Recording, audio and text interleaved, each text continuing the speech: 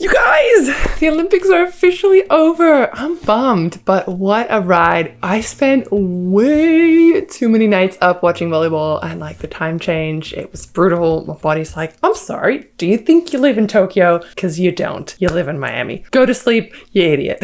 Anyway, here we are, sleep deprived, but excited because we have our Tokyo 2020 gold medalists.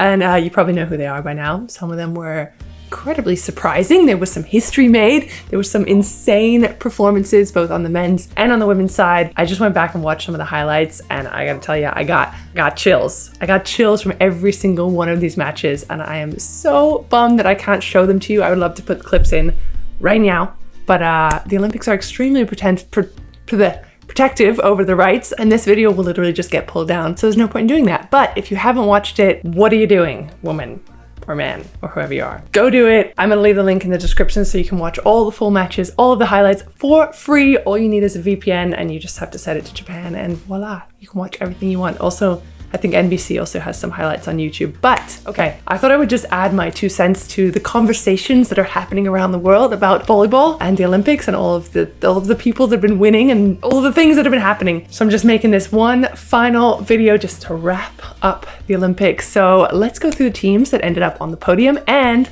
I'm gonna give out some imaginary awards.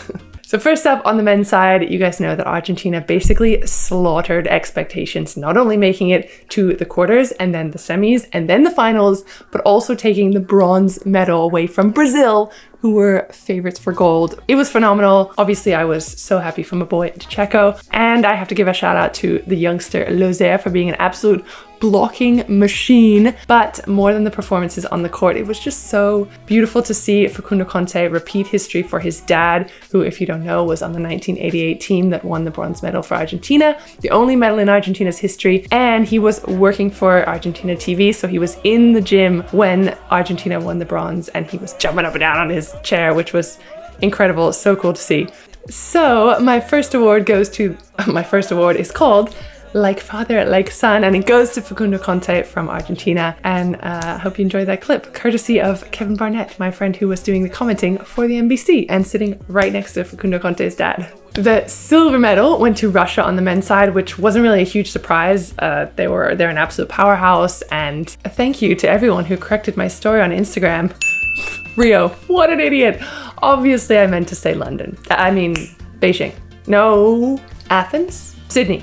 Yeah, they literally have medaled every single Olympics for the past 25 years, except for Rio. So yeah, my bad. But anyway, they took silver in Tokyo, which is kind of the hardest medal to win because you end on a loss. So you feel like you've lost the gold as opposed to bronze, where you feel like you win the bronze. So tough match all around. But my award for the silver medalists goes to Maxim Mikhailov for the best stone cold killer face. Okay, yes, it was his swing that was out by like this much, which ended the match, but he's basically a point scoring machine and a 4-time Olympian, and he's just so stoic and zen on the court. I mean, I don't know, you just can't not love him. But it was France who took the gold, and the fellas were not favored by anyone in their right minds to win gold, but they frickin' did it. If you remember in the first match, they lost 3-0 to USA, and they just kept scrapping back every single match, and then here they are. And do you remember when I made my players to watch video and some of you were like, Gabit, oh my god, he's like way past his prime and he like makes so many mistakes and like he's kind of out of shape and like blah blah blah. Well, I would just like to say to you all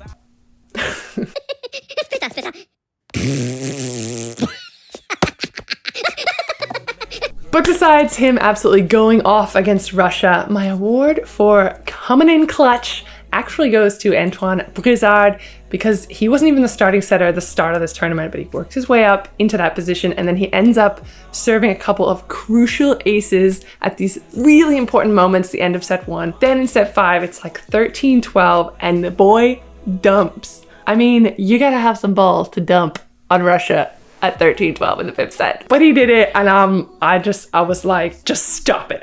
I can't. I was shook. And that whole match was just lit. I mean, if you didn't watch it, you need to go back and watch it, because insane. But France basically takes their first medal ever, and it's gold. Goosebumps.